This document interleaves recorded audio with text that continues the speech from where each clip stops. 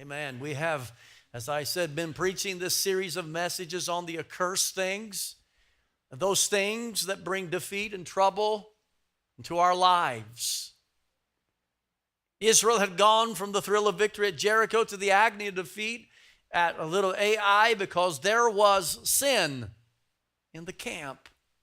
Achan had hid the accursed thing in his tent, and God told Joshua, you cannot stand before your enemies until you take away the accursed thing from your midst. The accursed thing, hear me now, the accursed thing was something forbidden either because it was sinful in that it was offensive to God and harmful to man, or an accursed thing could be something forbidden because it belonged to God. Achan had taken that which belonged to God, shekels of silver, a bar of gold, and he had taken also that was forbidden, a Babylonian garment. This resulted in a humiliating defeat at the hands of Ai. Silver, gold, and Babylonian garments, they're not the only accursed things. Now, they're not accursed in themselves. They were accursed because the silver and gold belonged in the treasury of God. But they're not the only accursed things that can bring defeat in the life of a child of God. Last week, we talked about another accursed thing. God says, don't be drunk with wine wherein there's excess, but be filled with the Spirit. In other words, don't be controlled by anything but the Spirit of God. This vice, alcoholic beverage, is so dangerous that the Bible states we shouldn't even look upon alcoholic drink. Don't even eye it with a desire to have it. Why? At the last it biteth like a serpent and stingeth like an adder. It will cause untold heartache, destroying lives, divorce, abuse, murder, and even death. Can you say amen? It'll destroy our lives. At a clip of 41% of Protestants are imbibing in this according to statistics. It'll bring defeat. Today, I want to continue talking about the things that cause defeat for the child of God. And the truth is, any sin, no matter what it is, will cost us. And I'm talking about in particular sins that we embrace and we continue in. I mean, it's never good to sin, but when we sin, we repent. We get it under the blood and we go on with our lives. But when we embrace sin and continue in sin, we've got problems. And so my purpose here is not to deal with every sin. We'd be here for till Jesus comes. But I want to deal with in these messages those accursed things that maybe like this, that we no longer think is so dangerous. We used to. We no longer think it's dangerous. Sins that we don't no longer preach because we fear the backlash. Come on now. We don't want to be labeled a hater. Nobody wants to be called a legalist. And we're talking about the sins that this postmodern culture and church say are okay now, like imbibing alcohol. And I want to remind you as we begin this message, I want to just to go back to that first message and what we learned about Achan's sin. We learned about the progression of sin. What happened with Achan is pretty much how sin works in all of our lives. He said when he was caught, he said, when I saw the accursed things, he said, I coveted or I desired them, and then I took them. These are his words, and then he said, I hid them. And that's basically the progression of sin for all of us. James tells us this in the New Testament. In James 1:14, he says, but every man is tempted when he's drawn away of his own lust and enticed. Achan was tempted by what he saw because there was something inside of him, desires or lustful thoughts in his heart. In Achan's case, it was for possessions. It was for things. I always feel like I need to say this. There's nothing wrong with having things as long as things don't have you. But when things have you, it becomes an accursed thing. Come on now. And so Achan had this desire, and he was drawn out because of the lust in his heart, because of what he saw. And then he partook of it. The same is true for us today. How many of you know this? Even though we're saved and God's truly saved us, we still deal with that old man. That old sinful nature is still capable of rising up in us. Amen. We still have the propensity to sin. We shouldn't sin, but we're capable of sin. And there are sometimes things in our hearts that shouldn't be there. It's what caused Paul to say, the thing I want to do, I don't do. And the thing I don't want to do, I end up doing. There was this battle going on, and we all face that. This is why, what we're going to talk about this morning, this is why we must be careful. As the old children's Sunday school song says, I wonder if anybody's ever heard this old song in Sunday school. It says, oh, be careful, little eyes, what you see. Oh, be careful, little eyes, what you see. And there's a Father up above, and he's looking down in love, so be careful, little eyes, what you see. And then the next verse goes like this, oh, be careful, little ears, what you hear. Oh, be careful, little ears, what you hear. There's a Father up above, and he's looking down in love. So be careful, little ears, what you hear. Allow me this morning to tell you how vital it is that we are careful about what we hear and what we see, what we allow to get in our hearts and our spirit. Some weeks ago, we talked about a man named Lot and how he chose the way towards Sodom. Sodom was a wicked city, but it was a place that was a green land, lush with pastures, great for farming, a great place to make money in those days. And so Lot, when he saw this, he didn't ask the question, where's a good place for a righteous man to live and raise his family. He asked, where's the best place to raise cattle? Peter refers to this story in the New Testament when he says in 2 Peter 2, verses 6 through 8, he says, and this is what it says of God, it says, and turning the cities of Sodom and Gomorrah into ashes, condemned them with an overthrow, making them an example unto those that should live ungodly. The place, Sodom, Gomorrah, was so wicked that God would destroy it. You know the story in the Old Testament. But before he destroyed it, he delivers Lot out of Sodom. It says in verse 7, and delivered just Lot. Now here's what I want you to see. Here's the passage. I want you to see the verses. I want you to see. This is what happened to just Lot. Saved Lot. Righteous Lot. It says, vexed with the filthy conversation of the wicked.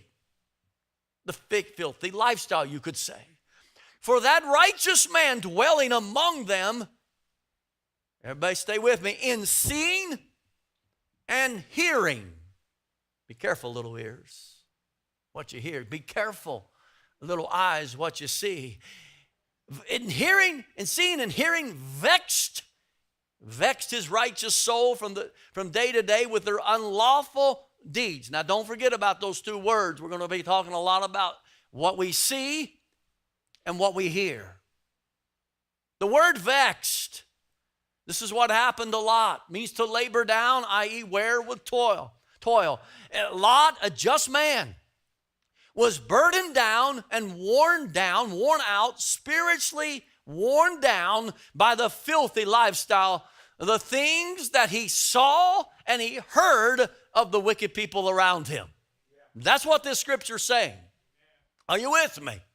What he saw, what he heard in wicked Sodom. Ladies and gentlemen, can I tell you that we today are living in modern day Sodom? This is not hyperbole, folks. Tell me what is different about America than wicked Sodom. Tell me, I pray. The truth is, we're worse. America is drunken with lust, perversion, promiscuity, drugs, violence, the slaughter of innocent babies, intoxicated with success and prosperity.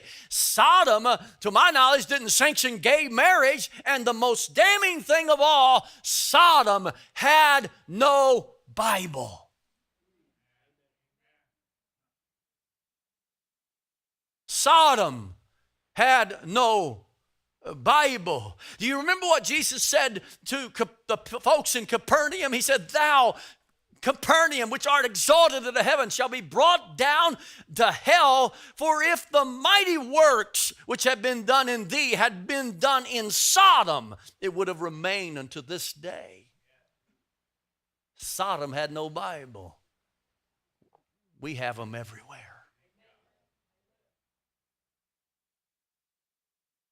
Do we really think we're any better? We like to, but are we? My question this morning is this: is your soul being vexed, spiritually worn down, weakened by exposure to the daily dose of immorality, perversion, and filth of modern day Sodom, i.e., the United States of America? Are you subjecting yourself to the seeing and hearing of the unlawful deeds of wicked people all around us? That's the question. I want you to see this morning the tremendous impact that the things that we see and we hear have upon us. Lot was delivered by the skin of his teeth, but his family didn't make it, folks. His wife looked back and she became a pillar of salt. Many times people think, well, that was just a really high price to pay for a look. No, she was looking back to where her heart was. Her heart was in that wicked city. And not only her, but his daughters became immoral, vile, perverted, committing incest. Lot would have never taught his daughters such things. So how did they learn about those things? I'll tell you how: by what they saw and they heard in Sodom. Are you with me? So where did this all start? How did this all come to fruition? And it says in Genesis 13 verse 10, and Lot lifted up his eyes and beheld.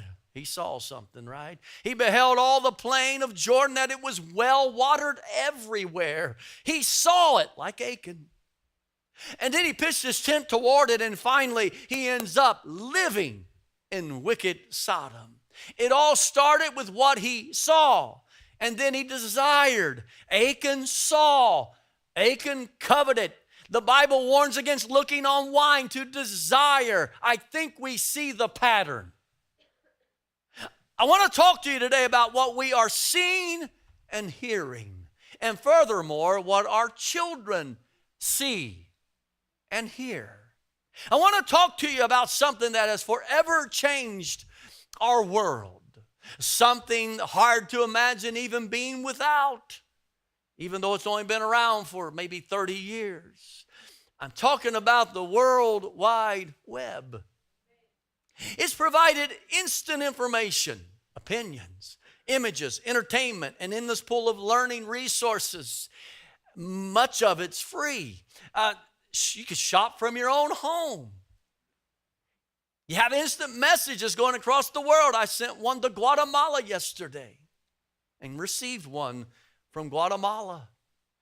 Yet there is a dark side of it. No wonder they call it a web, the World Wide Web, because it has entangled millions in its trap. Millions buried in their computers, their laptops, their tablets, their phones for hours on end. The world now spends a shocking 6 hours and 42 minutes online each day. Just this morning, a young girl who is a godly young lady said to me, I spend over 6 hours every day. 6 hours and 42 minutes is the average. There are so many deadly dangers to this web. The internet, the World Wide Web. I know they're not synonymous terms, but you understand. There are so many dangers, I cannot even mention them all. But this morning, if I may, I'd like to mention a few. I want to sound an alarm this morning regarding the darkness of something called cyber porn. According to FamilySafeMedia.com, there are 4.2 million pornographic websites, 12% of total websites. 42.7% of internet users view porn, 72% male, 28% female. The average age of first internet exposure to pornography, 11 years old. 90% of 8 to 16-year-olds have viewed porn online, most while doing homework. Psychology Today states that 30% of internet content is porn. And it's not just someone at home behind their computer. 20% of mobile devices, the searches on those mobile devices are for porn, according to Covenant Eyes research. Well, that's the world. It's somewhat shocking, yes. But it is the world. They walk in darkness. They don't have light. This is Sodom. This is our world. But what about the church? What about inside the walls of the church, the family of God, fellow believers? According to a national survey among churches conducted over the past 5 years, 68% of Christian men and 50% of pastors view pornography on a regular basis. That's shocking. But even more shocking is that 11 to 17-year-old boys reported being the greatest viewers of pornography. Studies have shown that pornography addiction starts out like drugs and alcohol.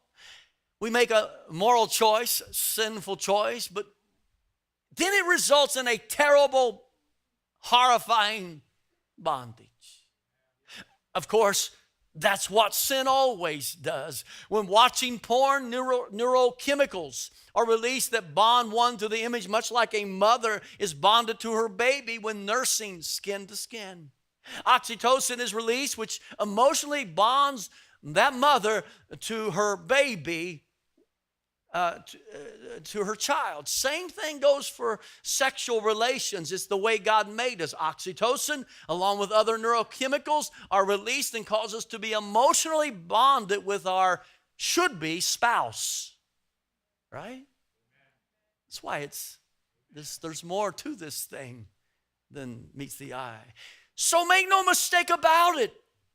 Pornography addiction is just as real as any other kind of addiction. But it's not just men who view pornography. 34% of female readers of today's Christian woman. This is not Red Book.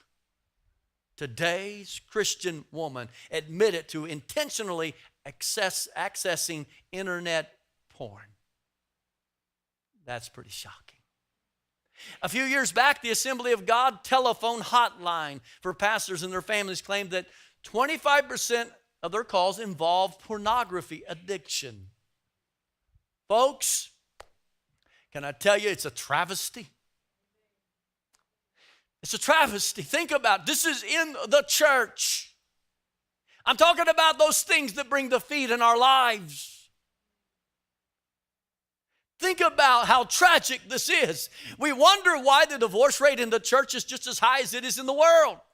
And we wonder why our teens are having sex. And we wonder how a man or a woman can molest an innocent little child. We wonder why there's no power in the pulpit. We wonder why the postmodern world mocks the church. And I know that this doesn't fly anymore in this world that we live, in the church world we live, but we need some old-fashioned preaching on holy living.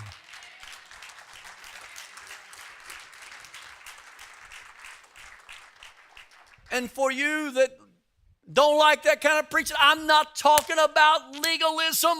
I'm not talking about man-made rules. I'm talking about true Bible holiness, God's way that we should live. We need preaching on sin and how it destroys lives and brings defeat to the child of God in the church. We must be careful, little eyes, what we see.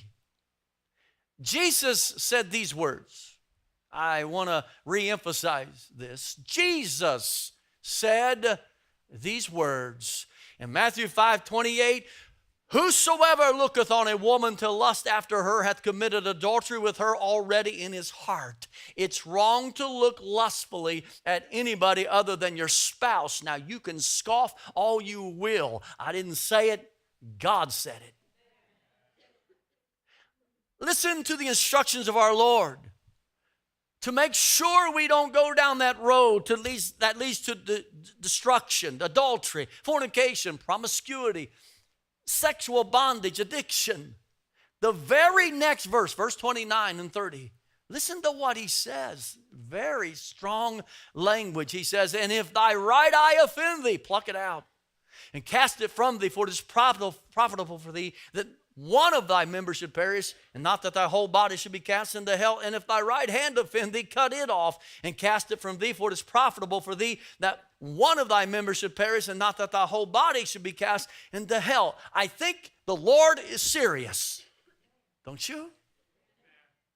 Now, he's not saying that we are to literally mutilate our bodies. I mean, one can lust with one eye or do wrong with one hand. No, the idea is that we must take drastic measures, precautions, to make sure we don't see things we shouldn't see and do things we shouldn't do and go where we shouldn't go. The point being, it would be better off not having an eye, a hand, or a foot than to go to hell for eternity. Not trying to be hardcore, folks, just truthful. Calling it like I see it in God's word. Don't get mad at me. I'm just the messenger boy. I'm the guy you've heard me say with the flashlight on a rainy, foggy night that's trying to say, stop. Just up ahead, the bridge is out.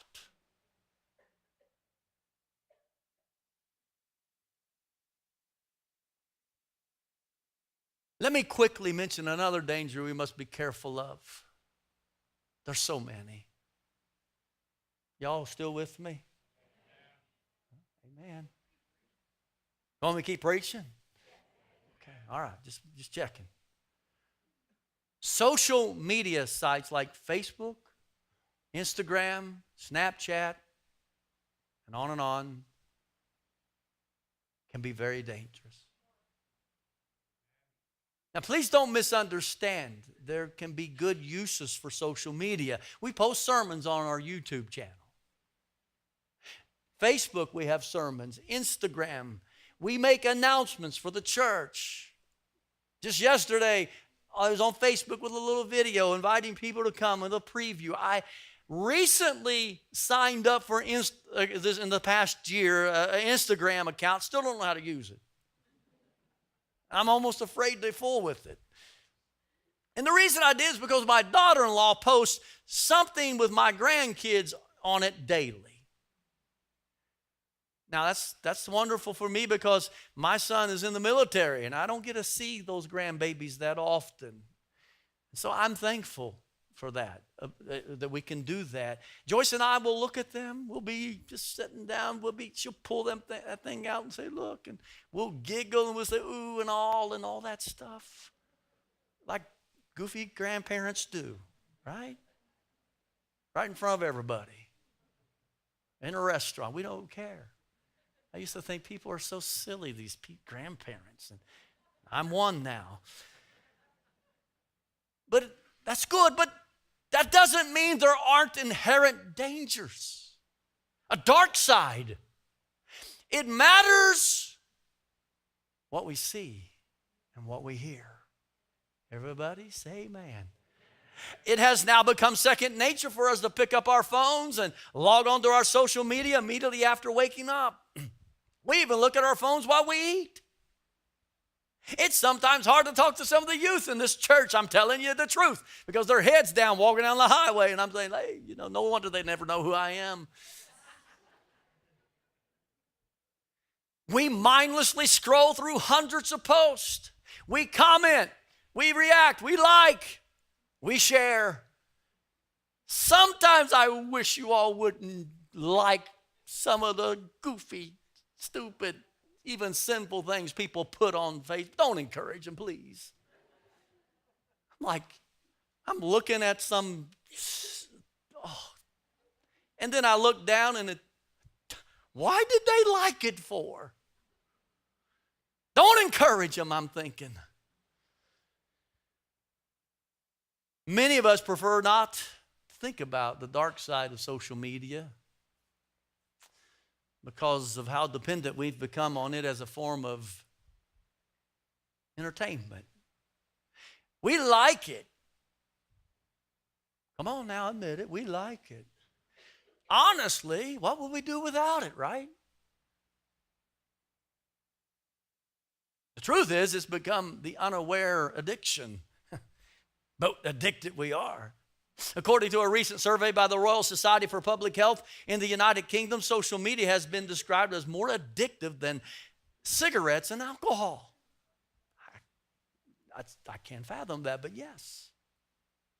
The most popular site is Facebook. Worldwide, as of December 31st, 2018, as the end of this past year, there are over 2.3 billion monthly active users. According to an article, 10 Facts About Americans and Facebook, Pew Research found that 2/3 of American adults use Facebook. With the exception of YouTube, which 73% use, no other social media major platform comes close to Facebook in terms of usage. Additionally, around 1/3 of U.S. adults say they use, 35% say they use Instagram, which is owned by Facebook. Got quite a thing going there, don't they? This phenomenon can be used for great good. We've already mentioned it. But lurking underneath are traps that can destroy our lives. In a report from ABC's News called The New Home Wrecker, it was stated that social media connects people for good or bad. The good is it can reconnect you to old friends. The bad is it can connect you to someone you shouldn't be connected to at all. Some people are calling it e-cheating. Others call it a cyber affair. It's a problem that's becoming increasingly more common. Social networking makes it easier to remain anonymous and give into temptations that one would otherwise not do. These innocent chats can quickly spin out of control, devastating even the strongest of marriages. We must be careful.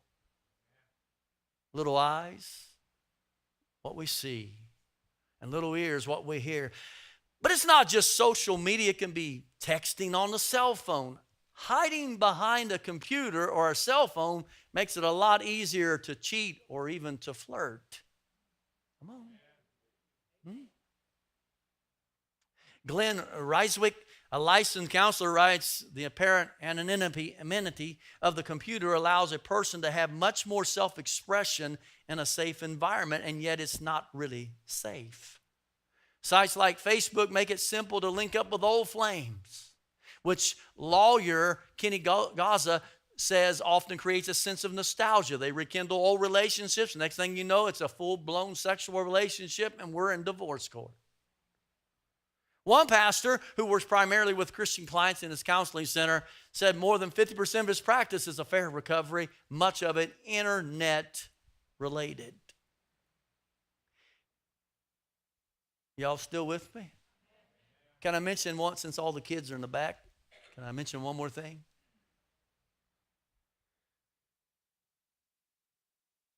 Parents need to be aware. Teens are going to hate me when they hear it, but nearly 27% of teens receive sext, not text. Put an S in front of it. And around 15% are sending them. Sexting is sending or posting a sexually suggestive nude or nearly nude photo or video of oneself. 30% of 17-year-olds have received a sext. A social media site called Snapchat has become a favorite of young people. The premise of Snapchat is simple. You take a picture, you send it to a friend, and they can see it only for up to maybe, 10 seconds before it's deleted. But don't be so sure that it's deleted. Now, Snapchat can be used for good. However, it doesn't take a rocket scientist to figure out that it might be a better way of sexting. In fact, I read an article that states that currently the creators of Snapchat are busy suing one another over who really created the application in the first place. And the case has been, as these do, has revealed documents which confirm what everybody has already known from the very beginning, that Snapchat was created as a safe, so-called safe sexting app. Now, you might not use it that way. In fact, I've seen people on it. I said, what in the world are they doing? They're just acting so goofy, and it's just put funny stuff on there, and that's fine. But it was created for the purpose of sexting. Folks, here's my point. I'm not up here on my soapbox and self-righteousness trying to make you feel bad or take away your fun. And you can do what you want with the message. I have no control over what you do. I'm just the messenger boy, as I've said. I'm just trying to declare truth and warn you of the consequences of continuing to dabble in such dark places. But listen, folks, you'll fare no better than Achan, Lot, or anybody else if you dabble in it, in those dark places. Jesus said, and please don't misunderstand me. Pastor went out here and said, we have to get rid of our Snapchats, and we have to get rid of our Instagrams, even though he still uses his, and Facebook. Don't do that. But we need to be careful. Little eyes, little ears. James 1:15 says this, then when lust hath conceived, it bringeth forth sin, and sin, when it is finished, bringeth forth death. And then he says this, maybe we don't pay attention to the next verse too much, but he says, do not err, my beloved brethren. To err means to be deceived, to be taken in tow. The warning is connected to the previous verse. Don't be deceived about the consequences of sin or yielding to the temptation to sin. The phrase is a present tense imperative, meaning stop allowing yourself to be deceived. Stop it. Don't continue dabbling in it. Stop it. That's what he's saying. Apparently some of James' readers were already nibbling on Satan's bait. And I wonder how many of us are nibbling on the bait. Already ensnared. I hope not. But you soon will be. And James lovingly says, my beloved brethren, those of you I love, stop. Stop doing it.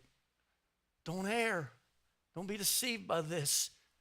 My beloved brethren, speaks from a heart of love, concern for their souls. And I want you to know, just how I speak to you today, not for any other reason, but for the care of your soul. Because it does not endear me to many people when I speak of sin. And I do not speak from a place of elevation. I'm no better than you, nor is my family better than yours. we need the warning as well. Be careful. But let's be real. If we're nibbling on the bait, we may soon be full-blown pregnant with sin. We may find ourselves in bondage, a desperate addiction. Sin always masters us.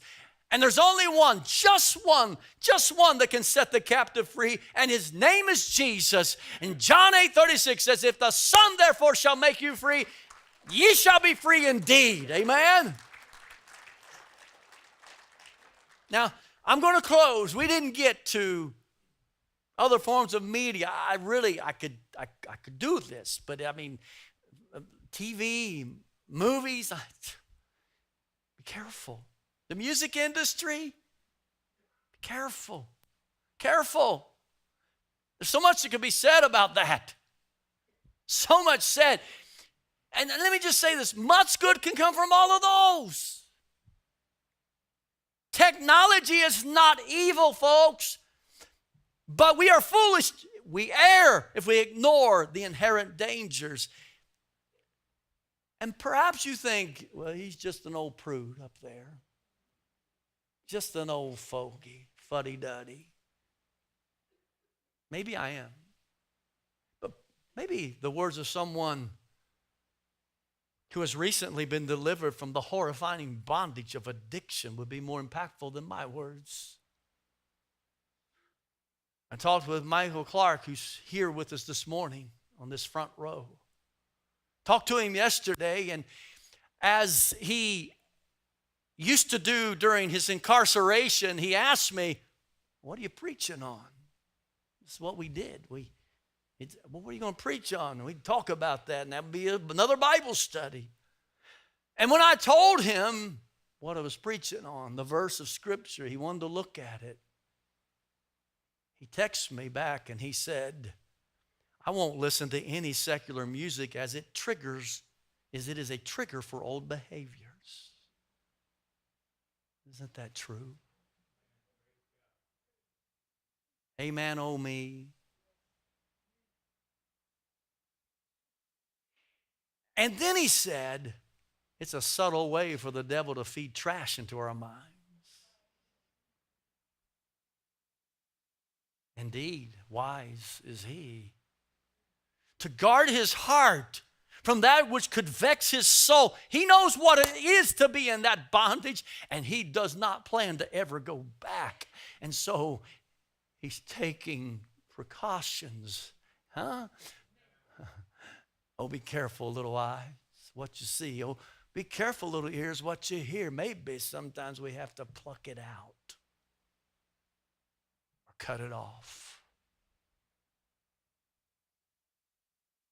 He can't afford to go there. But can I tell you, neither can we.